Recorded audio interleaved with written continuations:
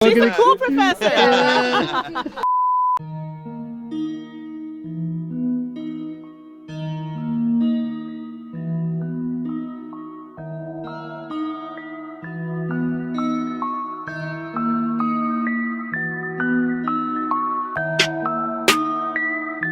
Thanking everybody for coming. This is my first time doing something like this, so you know, the fact that you guys are all down to come, it really means a lot. It's just like super special for me, so I'm gonna remember all of you guys for this, for real.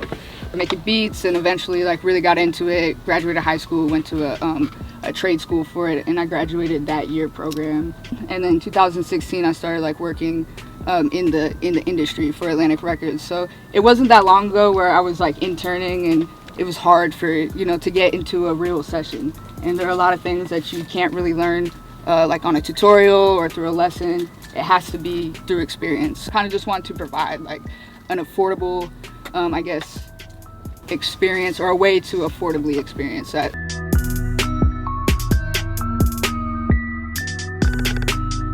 The first things that you want to do when you import a song is like get the tempo and the key.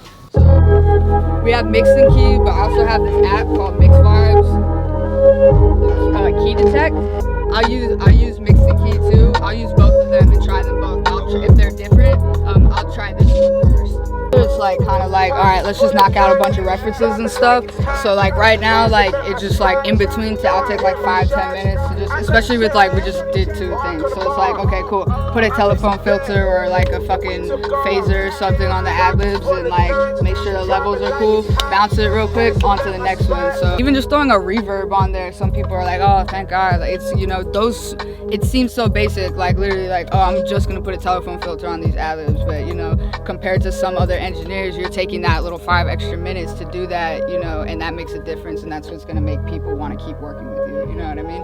Also, if you guys have noticed, like I playlist everything, even the fuck ups. You know, even if people are like, I just want to hear it back, I just want to hear it back, record that bitch, because if people are gonna do ad-libs, and then yeah, and that's when they get it right. They're like, oh wait, you weren't recording? Like, ah, bro, you told me you just want to hear it back, like, you know. So record everything, save everything. Like it's just better to be safe than sorry. You can't delete what you guys don't have. Cool. One thing I did here too is like normally like inserting the reverb is like, don't do that, you know what I mean? Fuck that shit. Inserting the reverb is kind of cool, you know, just if you have this mix knob, you know, it's basically the same as like a wet dry knob, but it also, most reverbs will turn your track stereo too. That's something to keep in mind. So it'll turn like a mono vocal stereo. The volume trim is like, you can use that once you've automated something. Use the trim function to just raise or lower the volume of all of your automation together.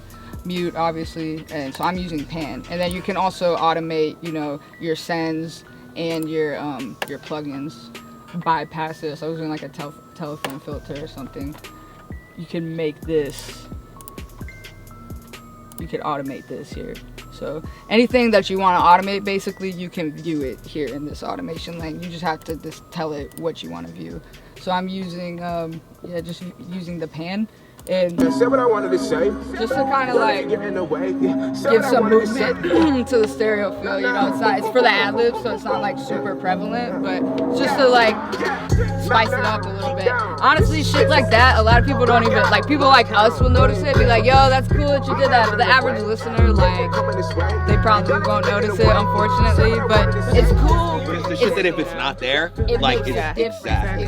It's just like whatever, you know, it's easy to get caught up visually because there's so much to look at, so many numbers, like, but we don't listen with our eyes, we listen with our ears. So it doesn't matter how it looks, like that number could look crazy, that EQ curve could look fucking ridiculous. I've looked at EQ curves that give me anxiety, for real. Don't be deterred, you know, don't be deterred by a number, by how this looks, like, oh, it's not really even, fuck that, you know. Just if it sounds dope, it sounds dope. One last thing I wanted to touch on before anybody leaves is like just the importance of like branding. You're using like Instagram. I mean, the whole reason any of you guys are here today is because the only place I promoted this was my Instagram. I feel like that shit is really important, and I've noticed like, do any of you guys, I know you know and you know, but do any of you guys know how I actually linked up with Illmind? No. So he actually put out a tweet that said, I need an unpaid engineer. It said, I need a hungry audio engineer for unpaid vocal tracking 4 sessions, 12 hours, this day to this day. I saw the tweet really late. He's in New York, and then because of my schedule, you know, I'm usually up in the afternoon, going to sleep at like 9 in the morning, you know? So I got up, it's like 3 in the afternoon, and I see the tweet. And I didn't want to respond to it like on my phone because it says, you know, send from iPhone at the bottom. Like I wanted to be on my laptop and have my signature and like, you know, make it look professional and like put my resume and my links and stuff.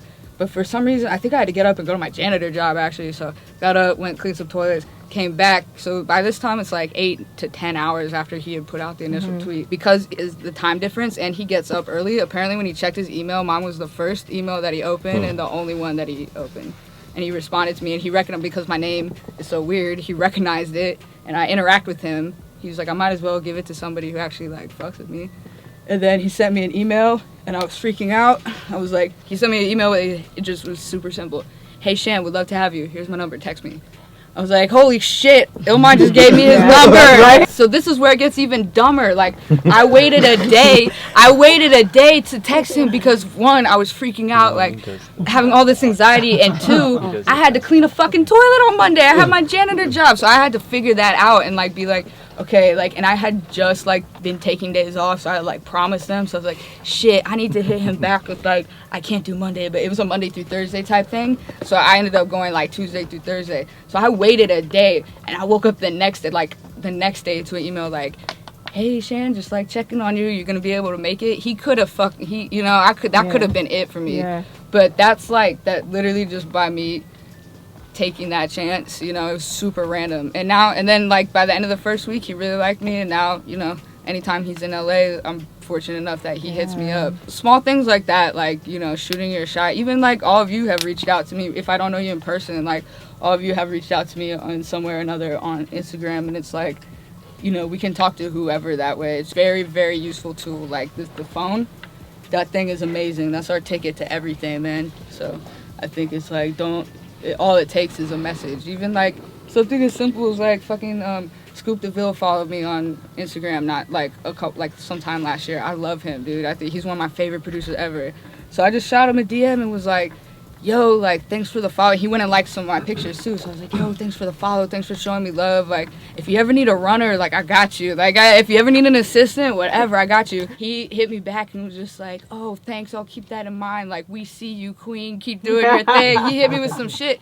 We haven't worked together, but the fact that he even responded to me, he wouldn't have done that if I didn't reach out to him first. You know what I mean? So small things like that is like, you just gotta, like, in the professional way, shoot your shot. I mean, do it in other ways too, feel free. But I wouldn't, and honestly, like, if I never sent the email to Ilman, I wouldn't be here right now, because a lot of the reason why, you know, some of the great opportunities I've been fortunate to be in the room for, you know, I wouldn't have worked with John Mayer if it wasn't for Ilman. Like, that, you know, I literally would not, like, be here having this thing right now if it wasn't for him. And it's like, literally an email basically changed, like, the course of my whole career.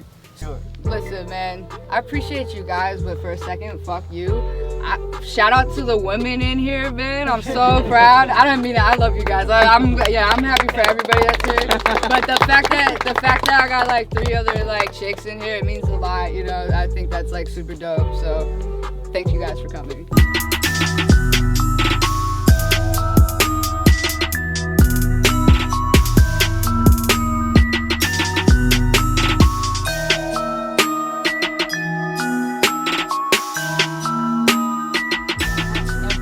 Backwards. Where you at, bro? I've been waiting for a sponsorship.